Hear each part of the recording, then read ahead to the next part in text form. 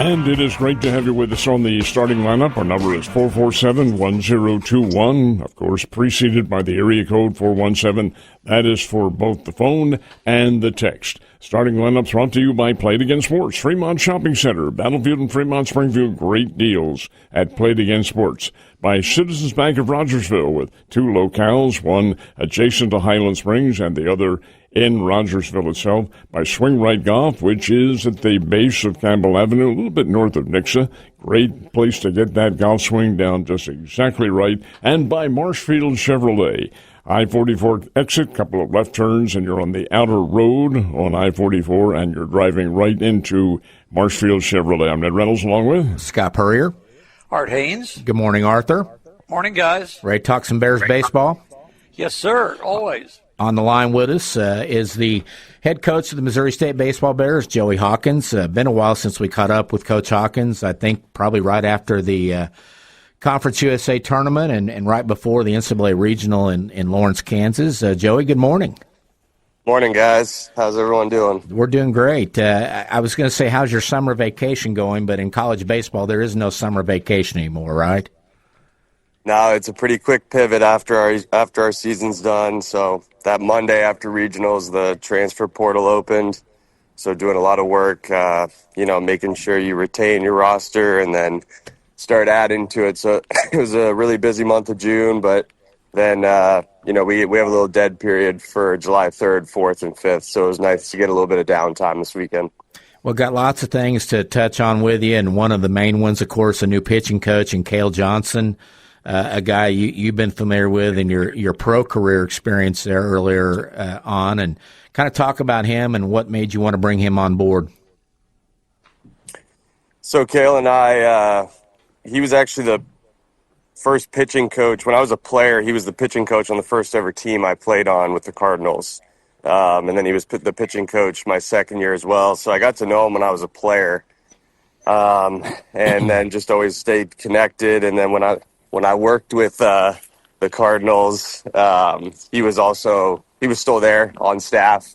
So obviously we got a lot closer there. And then we both ended up in college baseball and just stayed connected from afar. And for me, just the ability to bring in my opinion, one of the best pitching coaches in the country, a guy that's done it, in college and the pro side is outstanding for our current pitchers, but also just helps us a ton in recruiting too, being able to sell that.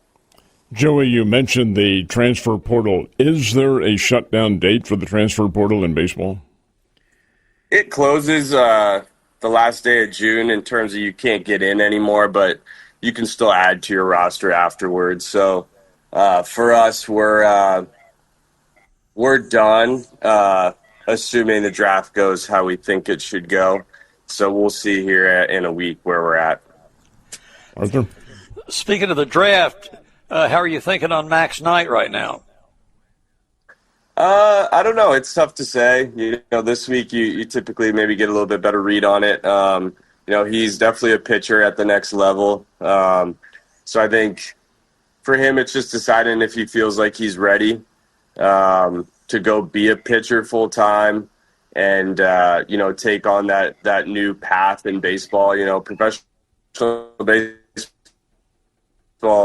what I always remind guys is when it's time to go, it's your job now. So, I think he's got a lot to consider this week. We have a good plan in place for him here if he is back, especially with Cale as our pitching coach now. So, we'll wait and see. I would lean towards I think we get him back, but a lot of crazy things happen on draft day. So, are you all but done with the portal right now? Then? Yeah, right now we got a couple guys that will sign their paperwork today, and then that'll be it. In regards to the young kids, the recruits coming in, do you have many of them who you feel might have a chance of being drafted? We have a couple draft-eligible portal pickups that I think will be fine, and they'll get to campus. And then we have a couple, I'd say we have 3 high school kids that have a little bit of draft interest, Noah Powell, Brody Wilson, and Ethan Lindor. So we'll see where those guys end up. But I think in today's world, it's just really hard to go be go be a pro right out of high school unless you're going in those top 3 rounds. So, our job's just make sure they know they'll be in good hands here, and ultimately they can reach that level once they go through our system here. Good. Well, Joey, obviously pitching has kind of been our undoing the last couple of years, and to that end, you got a new coach. Hopefully have Max Knight back. But who are some of the key additions that might bolster the staff next year? Yeah, you heard me mention Noah Powell and Brody Wilson. Those are 2 young arms with really electric stuff, given their age. You'll probably see them help out in some capacity, and with players like that, obviously there's never really a ceiling. Once they get to this level and get acclimated, they could just roll. So look forward to seeing them. On the transfer portal side, really excited about Tristan Hunter. He's a kid from Forsyth, Missouri, transferred in from Kentucky. Really, really good stuff at Kentucky. Pitched really well up in the Cape Cod this summer. I was there last week, got to see him pitch. Another one we got, Fisher Cantrell, is an arm from Jack State. It's big 6'5" righty up to 96. Really excited about what he could be under Cale Johnson's expertise. Brock Adamson's a left-handed pitcher that we got from Cal State Bakersfield. Didn't have a great year there, but he's an all-star in the Northwoods League right now. He's sitting 92, 95, touched 96. He was really good in junior college in 2025 at Ellsworth Community College. And then just got Hazen Wright, who's an arm from New Mexico State. Elite fastball. It's probably one of the best fastballs metrically in college baseball. Needs to continue to develop the breaking ball. So excited to see what he can do with Cale as well. But all in all, we needed to add some upside on the mound. We felt good about, the Owen Slaters and the Michael Yusupchaks and the Ross Felders coming back. We needed to have a chance with some guys that have some better stuff that, Cale feels like he can let them reach their ceiling. We've had Corey Riggs on. We've talked to Coach Gutton about Caden Bogenpohl, and had a very good showing out in Arizona at their combine. Exit velocity was off the charts. We were reading Keith Law's assessment. Keith Law had him ranked number 92 out of his top 100 prospects going into the draft. Kind of talk about Caden and that side of things, the resurgence this summer, because didn't have the numbers, got pitched around a lot, but clearly made an impression in Arizona. And then what are you hearing on Curry Sutherland as well? Yeah, with Bogey, obviously this time of year I get a lot of calls from scouting directors and cross-checkers and area scouts, and they're trying to do, their last-minute homework on kids. And, what I've told them with Bogey is just the most impressive thing about him this year was, despite not having the year he wanted, it was never an issue for him. It was never an issue for our team. He always wanted to win. I felt like he really showed he could play center field too. Despite the bat not getting the results he wanted. But all in all, when you look inside those top 3 rounds, you want to take guys that you think could be Hall of Famers or All-Stars and all those things. And he's got the tools to do that. And obviously there's a lot that needs to go into it for him to get back to who he was and beyond that. I think some publications are a little light on him. I think he's going to go a little higher than what you're seeing out there. I think there's a few teams that really, really like him. Nowadays with the MLB Combine too, you interview with just about every team when you're there. And that was a really good opportunity for Caden just to talk through, maybe the ups and downs from the year, but also just allow him to just showcase who he is as a kid. And that's something that he was, he's very, very loyal kid, down to earth kid here for us. And that's only going to help him as he goes through the draft process this week. And then in terms of Curry, he had a great year. I think he's shown he's gotten better every single year here. Teams like to see that for both of them. They're guys that come from smaller high school programs that came into a really good Division I program and just, improve, develop. So scouts pay attention to those things. I think a lot of scouts believe Curry's got even better baseball ahead. He's in a good spot. We'll see. It's, the draft's crazy. You don't know what can happen, but there's, a good amount of teams that he's worked out for and interviewed with, and I feel good about his chances. Joey, do you have any other kids in Cape Cod, and what, in your opinion, is the second best of the summer leagues? Yeah, so Tristan Hunter was up there. Owen Slater went up there for a few more outings. He just shut it down. And then Fisher Cantrell is going to go up and take Owen's spot in Falmouth. And what's unique about where Owen and Fisher are is Coach Evans is the pitching coach there. Mm-hmm. So obviously for us, we know our pitchers are in good hands. That's important in summer ball. So those are the guys that we have up playing in the Cape, which is a great league, obviously. And as far as second best, I don't think there is one right now. Like, how I look at them is they're all different. There's probably a second best league in terms of competition, but there's also leagues that are like treat their players better. So for us, we send a lot of players to the Appy League. It's actually a league that's sponsored and funded by MLB. So we send a lot of guys there. They take good care of them. They feed them well. They house them well. They play in nice stadiums. So we got a lot of guys playing up there, which we like. Joey lost a lot of the position players off that great lineup last year. How does that look going into next year? Like what we've done, number one, you gotta return your best players. You gotta return your best returners. Logan Fife coming back. Jax Ryan coming back. Charlie Carter will be back. Obviously, Max, assuming he doesn't sign, is back. It's a nice core. It's guys that understand our system. That's important to us. Aiden Shell's having a nice summer out in the Appy League too. So bring those guys back, and then you got to build around them. Really like what we did in the portal, though. Really, really like it. I mean, I think we're probably one of the best non-Power 4 teams in terms of what we've added in the portal. Jalen Hernandez, big bat from Winthrop that we got signed up last week. Mikey Rodriguez from Bethune-Cookman. Those are two guys that'll make an immediate impact that we're really excited about. Brady Davidson's a guy that hit over 400 at Ball State.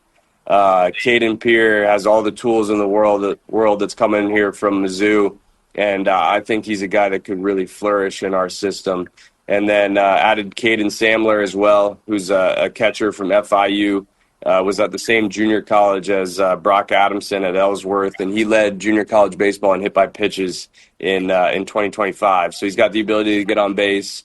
And I think what we've realized these last few years is, we're really good at taking guys that have a track record and have been solid college players and taking them to another level. So we like what we've done, and we're in a good place there with the roster. Joey, before we let you go, a couple things. One, to get your assessment of the NCAA regional effort by your Bears up in Lawrence. And then finally, what did OU winning the NCAA baseball championship, going 14-16 in their league and losing their last 4 series in league play, getting beat in the first round of the tournament, what did that message, did that send to all the programs out there? Is it just, hey, if you get in, you got a chance pretty much? As far as our effort, I think it was a little disappointing. I think a lot of people, sure, you're happy that you got there, and that's always something you never take for granted. But for us, I thought we could have played better. We probably could have been more prepared. But it obviously allows you. For us, we're always evaluating our team based on postseason baseball, right? So I think it gave us a good opportunity to see where we were a little short. The adjustments we need to make in recruiting, but also just development, leadership, all those things, coaching. So that was a good learning curve for us as a coaching staff, and I'm sure for our returning players too. And to your point about OU, I just think it's the beauty of baseball. And I think in a lot of other sports right now, you're maybe losing the fun part of college athletics, which is just like the underdogs and things like that. In baseball, it doesn't seem to be going away. You saw Troy and Little Rock duking it out in the Super Regional, and obviously Troy making it to Omaha, which is really cool. You saw a lot of mid-major programs that were in regional finals or winning games in regionals. And then even like programs like West Virginia, like that program was really nothing like, 10 years ago. And now they're a team that's been in 3 straight supers and went to Omaha. And then, with OU, it just shows if you get hot at the right time, you can beat anybody. So there is a lot. I love college baseball. I love the field of 64 every year. I think there's so many cool stories. And, once you're in, anything can happen. And West Virginia has a pretty good player leading off for the Cardinals right now, too, a kid named Weatherholt. It's pretty doggone good. Along those lines, Joey, how are you coming along with the schedule? Schedule's good, yeah. Just, polish off a few things. And you guys have heard me talk over the last couple of years. Like, I'm obviously going to challenge this program. We're going to play a really tough schedule. I think that was a big reason we made regionals this past year. So, you'll see really competitive non-Power 4 series. You'll see, SEC series on there. Obviously, Conference USA was a great experience for us last year. We'll take another rip at it this year. So, excited with where the schedule's at. Gotta finish up a few things, tighten a few things up, and you guys will see it this fall. Joey, thanks for your time as always. And I know that you talk about the schedule coming out, but there are a lot of Bears that have circled games in August and September in the Grip and Rip League. They're wanting to come out and watch Joey Hawkins return to the field. Over under on Joey Hawkins hitting 300 or above. No comment. You'll have to talk to my agent about all that. Are you excited about that? Because I understand it's not just you. You got some of your staffers playing too, right? I'll comment after the season. I'm not putting myself in a hole early here. Very good. Joey, thanks for your time. Enjoy what you can of this summer, and we'll see how the draft turns out. See you guys. Appreciate it. Thank you. That's Joey Hawkins. He is the head baseball bear at Missouri State University. Back in a second on the starting lineup. And we are absolutely delighted to have you with us on the starting lineup, and welcome back. First of all, the number is 417-447-1021 to both phone us or text us your choice. Ned Reynolds along with Guy Newcomb. Art Haynes. Now we're cooking on all fours, guys. We have a very big week coming up. Of course, it's the World Cup is gaining a whole lot of the noteworthy items that it should and all that sort of thing. Arthur, here's a quick question for you. You're a big baseball fan and so forth and so on. We have good baseball coming up on TV tonight, big series of the Cardinals. Where is your allegiance as far as sports is concerned? 100% Team USA. I think I'm going to go someplace and watch. It'll just be fun to be with people, kind of a communal experience, which is part of what this is all about. Is it if I can ask without giving away anything, is it the locale we've been talking about on up in North Springfield? No, probably not. Probably be either billiards or Mully's. Oh, okay, good. That'll be a lot of fun. Well, it's a big deal, and no question about that. I think Belgium, I'm told that they're an older team and all that, but they did beat the USA in a friendly match earlier this year. I think they're probably pretty good, and I also think from a temperamental standpoint, as Coach Taylor pointed out, while the players may not be affected as much, the coaching of the team is by the decision to overturn that red card. That's pretty much it. What was your reaction to it? I was shocked. So was I. I mean, I didn't know these things happen. And evidently there was some encouragement given by the White House to do that. But I also, in the last few minutes, have learned that Belgium has filed an appeal of the appeal to try to get that decision reinstated. So, do they have a time element on that? Well, 7 o'clock when it starts. Oh, right up until game time. Well, I mean, reasonably so. Well, talking about game time decisions, this will be one of them. Well, Taylor Twillman was on TV a little while ago, former USA team member, saying he'll believe that Balogun is playing when he sees him on the pitch in his uniform. That could be. My contention, having had that happen, was: does the one man make that big a difference on your team? After all, this is a team game. In soccer, I don't know too much about it, but would one person make that big a difference? Well, that's your striker. That's like Messi or Ronaldo. It's your key guy, your key goal scorer. So, yeah, it makes a difference. Now, from what I've been told, I talked to John Leamy on the 4th, that he thinks there are other capable strikers on the team that could take his place, but he's in that position for a reason. Well, it is, and he is a very important player. I wonder about the entire basis for the World Cup is the national prestige for your country and a international championship and a very valued piece of the trophy and so forth and so on. But the players on the team, I'm not. This is not the way I lean in any way, but I wonder about the selections of them. Balogun, for instance, spent exactly 2 months. His first 2 months on Earth were in this country. The rest of it's been in London. His mother, before giving birth, was not allowed to travel to England by doctors because of her condition, 7 months pregnant at the time. So he was born in New York, spent 2 months there, and has since been in London. Does that qualify for USA citizenship? It does with the born in this country. It does. 14th Amendment. It does indeed. Absolutely, which was recently upheld by the Supreme Court. So yeah, he's a United States citizen.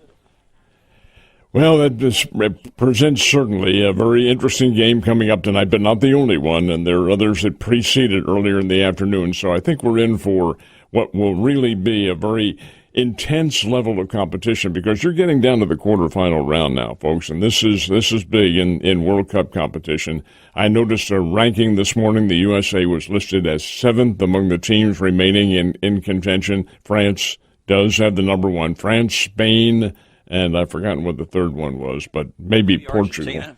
Who was it? Maybe Argentina. Argentina. They well, now were. The Portugal-Spain match is the one before USA, and that should be a thriller, really. Should be. I mean, there's been some great matches. I mean, England knocking off Mexico last night in Mexico City, and they did it one man down for most of the second half and all of stoppage time. So that was an amazing result. I thought Coach Taylor from Drury was very generous when he said the crowd was probably 75% for Mexico. It was about 99% for Mexico. And it was very loud and very boisterous, but it did not get them the win. And the 3-2 decision. I would not have wanted to be an Englishman in Mexico City after that match last night. And no, you probably would not have fared very well.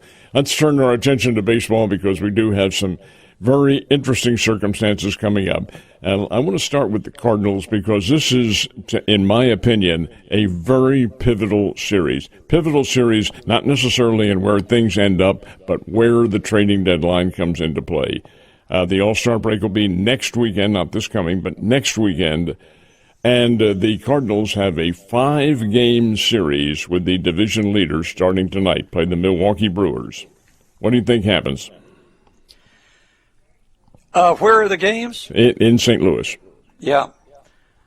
I'd like to think the Cardinals win 3 of them. If they win 3 of them, then they remain in contention and maybe become buyers. But anything less than that, I think they either remain status quo or sell. Well, I mean, they're still in this rebuild, which they're winning while they're rebuilding, which is incredible because their prospects are playing so well. Still consider Jordan Walker a prospect, but he has now moved on to veteran status. But I don't think they're going to derail the overall big picture to get a wild card spot maybe this year. So I don't see them doing anything big. Wild card would be, I think, a reasonable, at the way they played, reasonable anticipation for a lot of folks, not necessarily a given. Yeah. But by the same token, though, they played well. Actually, I say they play well. They have really played in what I consider to be magical baseball up until yesterday. And then when the defense faltered and they gave away 4 runs on some loose play, that didn't bode very well. And that's why I wonder what they'll do in a 5-game series against the division leaders. I think it's going to be pretty interesting. Yeah, I mean, the Brewers are really good. They're kind of under the radar nationally, but year in and year out, they're right there. So it's going to be tough. But, I mean, the Cardinals' pitching has improved, really. Palante is pitching very well. And, they're getting mileage out of their bullpen, so I think they got a chance to win the series. And that pitching is considered to be the Achilles heel of the entire team, or was, especially their bullpen.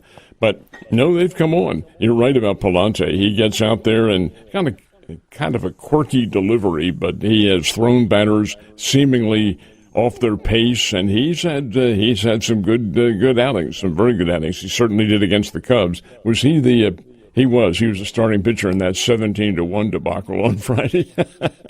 Yeah. Did you see any of that one? Yes.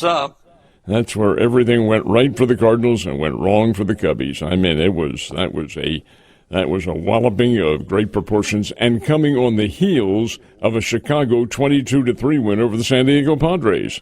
Yeah, go figure. It does. Now, Guy, you're a baseball guy. What were your thoughts on that? Well, it just kept getting worse. I mean, it was a race to the bat rack in that game at 17-1. And I'm texting my dad or calling my dad. I said, "Are you watching the Cardinals?" And of course, he doesn't. My mom records everything, and if they lose, my dad won't watch it. Of course not. But he's like, "Oh yeah, I kind of flipped it over there a little bit, but it got out of hand in a hurry." Well, it did, and when things like that, it's a domino effect, and everything goes right for you, and it did for the visiting team. I'll tell you the guy who has really impressed me, Jordan Walker, of course. He's been a great comeback, hit a 3-run bomb yesterday at Wrigley that might still be in orbit. It was a tremendous shot, and it gave the Cardinals a 3-2 lead. But the one who's impressed me, and although his average is not all that I thought it would be, but J.J. Weatherholt gets those key hits. He's a nice player. What do you think, Art? Oh, absolutely. A little bit of an all-star snub, really. Yeah. But, I mean, I guess they go just on numbers. But, yeah, he's done a terrific job. And, of course, Burleson, just steady. You know, he was last year, and he has been this year. He has been. No question about it. Alec Burleson's got up there, and he has played well. Played remarkably well, as a matter of fact. And there are others. There are others who have contributed mightily. Here's Nathan Church coming up with big home runs down in Atlanta that certainly made a big deal. But by that same token, we're still at the virtual halfway point, not literal, but the virtual halfway point. The second half of the season, when it gets really hot in July, late July, and early August, and into September, that's going to be the proof of where if and when they might make and qualify for a postseason position. Hey, quick word about the Royals. They won a game. they one or two a week they win, and they got a win yesterday. They beat my club. Come on, 5-2, beat the Philadelphia Phillies. When Philadelphia made it 3-2, and I was watching a little bit of the game, I thought, well, they'll come back here, and I thought so too. Harper or Schwarber or somebody like that's going to hit a home run, but no. Kansas City's pitching. What was it? Avila and I think it was four other relievers. Is that what it was? Yeah. Which of the relief pitchers is the one who really sticks out in your mind for Kansas City? Well, I love Daniel Lynch. You know, and they're using him in the eighth inning a lot, and he was successful there yesterday. But, they had four different relievers all pitch no-run innings. And Salvador Perez is the one that got the big hit that really put the game away. 2-out, 2-run double, took it from 3-2 to 5-2. He's not had a great year, but that was a big hit. 2 RBIs for Salvi. Let's hear it for the old guys. We'll take a quick time out here on the starting lineup, a brief break. Special guest coming up. Please stay right where you are. And we are delighted to welcome you back to the starting lineup, brought to you by Play It Again Sports, by Swing Right Golf, by Citizens Bank of Rogersville, and by Marshfield Chevrolet. Great to have you with us, folks. Ned Reynolds along with Scott Purrier and Mr. Haynes. Kendyl Dolan. No, waiting for Art. Is Art not on there? Yeah, he's here. Yeah, there I am, Art Haynes. There we go. Now we're all set. Yeah, and I'll introduce Kendyl Dolan. Kendyl, we don't let you have to introduce yourself. We actually do that for you. But very pleased to have on the line with us one of the outstanding softball players in the state of Missouri and the region. She's got a special week coming up. Her name is Kendyl Dolan. She'll be a senior at Marshfield High School this fall. She has been invited to play in the Jenny Finch Classic out in Philadelphia this weekend as part of the Major League Baseball All-Star festivities. And Kendall's a returning All-State player, also a basketball standout for Marshfield, and we cannot forget the starting quarterback for Marshfield flag football this spring. So, Kendyl, welcome to the show. Thank you. Well, kind of tell us about how the process started with you and the Jenny Finch invitation.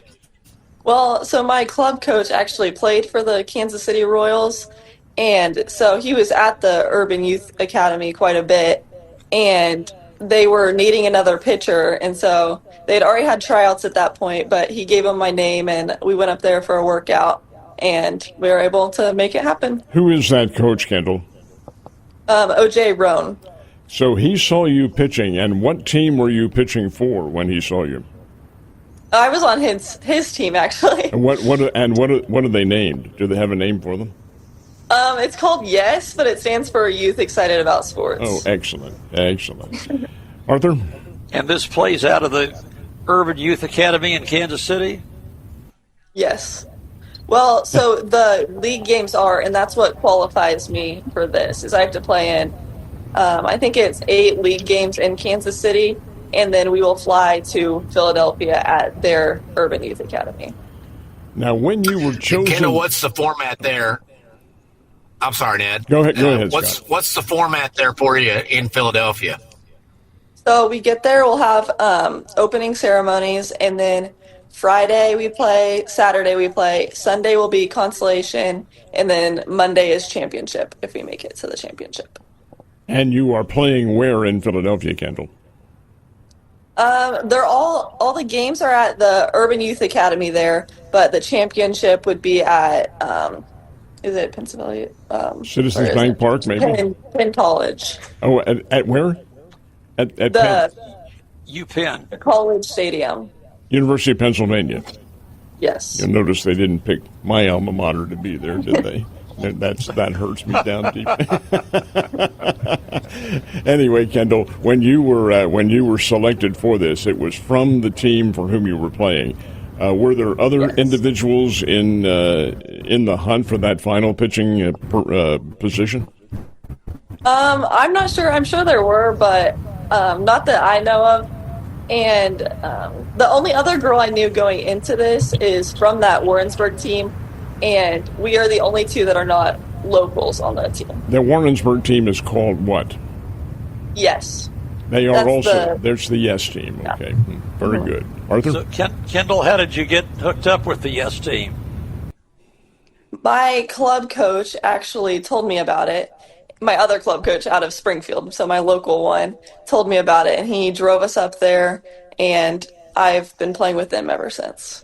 So I do both in the summer. This is out to be a tremendous opportunity. Tell the audience a little bit about your past season at Marshfield and what you were able to do and why you are qualified as such a good pitcher.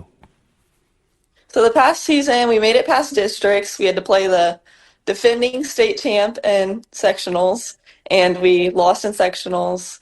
But we are returning 7 seniors and the majority of our lineup. So Hey, you'll be in good shape. Arthur? How long have you been playing competitive softball? oh gosh, basically for my whole life, I would say. I played t-ball when I was in before kindergarten, and we only did 1 year of t-ball because my dad said it was too boring. Now, Kendyl, Mr. Purrier told us in the introduction that you also are on the flag football team. Yes. Number one, I didn't realize, are there that many flag football teams in existence right now? And number 2, what was your position? How'd you feel about playing a little football? Yeah, so I was our quarterback, and it was our first year doing flag football. The only other team in our area that does it is Nixa, and so it's not like an official MSHA sport, but there's a lot of Kansas City schools doing it up towards that area. But we only played 2 official games with Nixa, and that was our whole season. And how did you do? The first game wasn't very good. We played a lot better the second game, so it was a little rough for the first outing. Kendyl, how's this Ozark Mountain Conference worked out for Marshfield? Oh, it's a lot more competitive, I would say. Every team in it has a shot at winning the conference championship every year, but we have won the softball championship every year they've had it, which is 2 years in a row. This past season, we shared it with Carl Junction. So we were like co-champs. You also play basketball? Yes. Tell us a little bit about your career as a player for a coach who has a little bit of association with Marshfield. So I have started the past 2 seasons. We got a new coach my sophomore year. Trish Marsh. Coach Marsh. And then she left this past year, and we're getting another new coach. But we're really excited for this upcoming season. What position do you play? It actually depends. Really, wherever they need me that game. It switches a lot. But I mainly play guard. So who is the new coach? Bobby Sangster. He coached at California, and then he went to be a principal at Camdenton for 2 years, and then he missed coaching, so he came here. Have you had association with him now when he's coming aboard? Yeah, we've played in several shootouts and stuff with him, but I really like his coaching style, and I'm really excited for this season. Very good. Now, are you familiar with Jenny Finch? I actually didn't even know about this until I was on the team, but yeah, I know quite a bit about her. Well, we had the great pleasure of seeing her pitch here in Springfield. She was here on an exhibition. I want to say, Art, were you there by any chance? No, I wasn't. I think it was about 2001, 2002, somewhere around there. She pitched an exhibition out at Meadow Park, and to say the least, pretty good. Like, she throws the ball real hard, and a very good person. She will be there, I'm quite sure. Is that correct? And again, as Scott asked you, your format when you get there, you start your first games when? Friday. And you're playing at University of Pennsylvania, is that correct? Or just that is just for the championship. All the other games are played at their Urban Youth League. Now, this is all surrounding the All-Star or pre-All-Star weekend in Philadelphia. Do you get a chance to be able to mingle with any of the Major League stars? I would assume so. We haven't been told for sure, but I would guess so. So are there 4 teams in this? There are 8. 8 teams. Okay. And they're all representing a Major League Baseball team? Yes. Go ahead. Kendyl, do you happen to know any of the other participants? Are there any other young ladies maybe that you've played with or played against in your traveling team? Do you know anybody on the team? So I know one girl that is like an infielder. She played on my travel team, the Yes team out of Warrensburg. She's on it. That's the only one I've played with going into it. But there's a couple other girls that I've played against in school ball from like Kansas City schools, because all the other girls on there are from Kansas City. No other kids from this area? No. Well, that's all right. That gives you a singular circumstance and a great chance to excel. Have they told you about how much you will pitch when you get there? We only have 2 pitchers. We have one other one that can pitch, but 2 like main pitchers. And so I would assume quite a bit, but we'll see. Of course. Absolutely. Art? Wow, so it sound like really a busy summer for you. Yes. In regards to that, what other competition do you have, Kendyl, this summer? Obviously the softball, some of it, but what else are you doing? So I've had several basketball shootouts, and so with the 2 softball teams, and I'm playing in the league in Kansas City to qualify for this. So we're in Kansas City like 3 times a week between practices and games. So other than that, just like workouts with the school. With your recruiting, and I'm sure there are college recruits who are coming down to visit, recruiters, I should say, who are coming down to visit with you. In what sport are they concentrating, basketball or softball? I've had one reach out for basketball, but mainly softball. And do you have, is Kendyl Dolan looking at a particular school that you would hope make an offer? Right now, I would say I'm looking mainly at Jeffco out of Hillsboro, Missouri. Oh, yeah, junior college, that'd be a very good choice, good program. Art, any further questions for the young lady? What do you do in your spare time, if you have any? I don't really have any, but I like to hunt, and in the summer swim a lot. and you like to march in parades too, don't you? Yeah. Now, you mentioned the Marshfield athletes had to be in the big 4th of July parade they have out there. How many athletes were not on vacation who were there? I would say a lot of them were on vacation, but we probably had close to 100 athletes there, pretty good. Which is more than normal. That still is pretty good. You had a lot of fun, too, I'm sure, didn't you? Yeah. Yeah, that's the key. Well, Kendyl, I know you have other things to do. You're leaving for Kansas City today. Is that correct? What time will you take off? Yes. So I'm leaving to go to practice today at around noon. I'll leave here. And then I've got games tomorrow. It's the last couple games to get me qualified for this team. And then we will fly out Thursday. Your practice is at noon today? That's just what time I have to leave because it's like 3 hours. Oh, I was about to say, if you're at noon today, you better get out of here quick. Well, we very, very much appreciate your being with us, and much good luck. You'll love Philadelphia. It's my hometown. You'll have a really great time there, and it's a great weekend to be there with the Liberty and so forth and so on. Get a chance to see some of the historic monuments if you can. Okay, thank you for having me. That's Kendyl Dolan visiting with us from Marshfield. She is a candidate for the Jenny Finch Classic, which is coming up this weekend in Philly. We'll take a time out on the starting lineup. Back in a second. And those St. Louis Cardinals will be appearing at 102.1 tonight. Game time will be 6:45. The Cardinals open up a 5-game series, 5 games with the Milwaukee Brewers up at Busch Stadium, and the first of them tonight. They have a doubleheader tomorrow and single games on Wednesday and Thursday. Great to have you with us on the starting lineup. Ned Reynolds along with Guy Newcomb. Arthur. Art Haynes. There we go. Art Haynes with us as well. And we do invite your calls at 417-447-1021. Lots going on this week. It's a very pivotal week, too. And we talked a little bit about the golfers, the pro golfers, many of whom are already across the pond in Great Britain and getting ready for the British Open. But many of them, in fact, virtually all of them, will play in the Scottish Open this weekend, and that's also a very big deal. And indeed a great warm-up for the British Open, which I believe is at Royal Birkdale this year, if I'm not mistaken. Anyway, lots of good competition. How closely do you follow, Art, the Pro Golf Tour? Well, pretty closely. This weekend, I didn't very much. I was pleasantly pleased to see that Goddard won it. Mm-hmm. That's his third win of the year, and he's number 7 in the world now. So I follow it some. But, I mean, the British Open, the majors, I'll watch really closely. Goddard is an interesting story. He's a Jersey kid. He's from my home state, but he went to Oklahoma and played at Oklahoma, at OU. And the way he won yesterday, won it in the clubhouse. He was 20 under par, shot a 9 under par 62, but all the contenders faltered down the stretch, and he wins the thing without a playoff. That's pretty doggone fair and a lot of good fortune.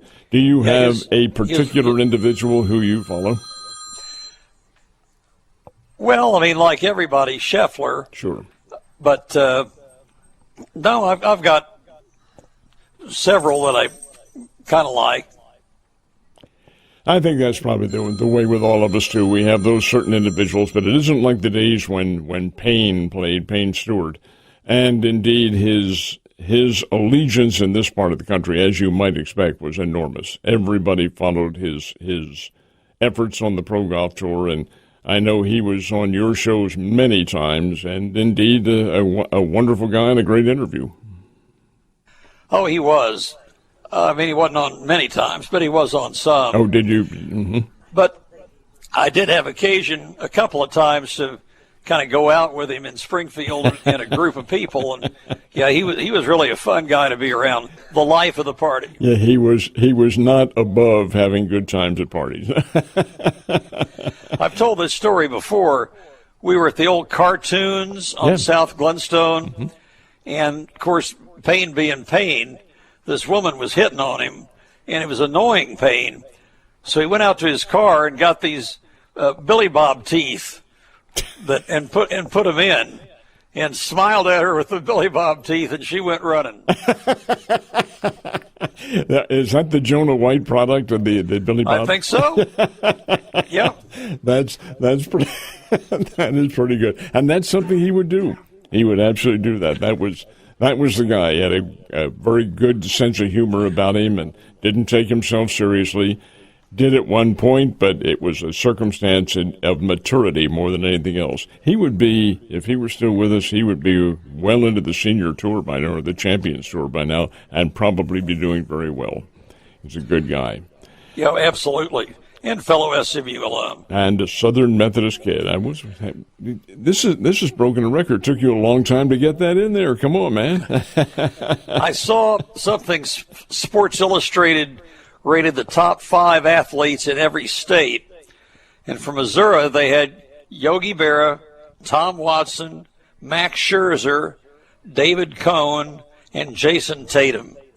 I think Payne might have been worthy of some thought there. They left out Payne Stewart? Oh, no. I fully agree. He should have been in there. Who were they again now? Obviously, the Yogi Berra being one of them. Who else? T. Watson. Tommy Watson, sure. Scherzer and Cohn. Yeah, okay. And Jason Tatum. Well, there's one who could have been left out anyway, but we won't get into that debate. But Payne should have been there. That's exactly right. But like all of those all teams, you're always going to annoy somebody because there's always that candidate who should have been chosen but was not. Like with the All-Star game coming up, the snubs in the Major League Baseball All-Star game, although those guys, those snubs, may get a chance. Would you expect many to pull out because of injury or really designed as rest? Oh, yeah. I mean, Aaron Judge got voted on. I mean, Mike Trout got voted on. I think he's back now. But, I mean, Judge is highly unlikely to play, so there are a good many. With Judge out of the lineup, how adversely are the New York Yankees affected? That's a big hole in their lineup. Huge. It really is. They got somebody named Sherman playing out there, and I'm sure, man, that he's no Aaron Judge. No, the chasm created by that absence because of injury is really enormous, to say the very least. But, hey, the Yankees, I guess they consider themselves still to be a contender. They're in a battle with the Tampa Bay Rays, and that's a heck of a race going on, too. You're following that one, I'm sure, pretty closely. Oh, yeah. I mean, and the Rays have pulled ahead of them by several games right now. Yankees are getting ready to get healthy with their starting pitching, which is good anyway. Schlitter, probably the American League Cy Young front runner right now. So I think they're going to be there in the end. Well, gang, we have exhausted our time for the day. For Scott Purger, can't even get that. For Scott Purger, I'm Ned Reynolds and Art Haynes. Thank you very much for being with us, folks. Have a great day, and we will see you tomorrow right here on the starting lineup. See ya.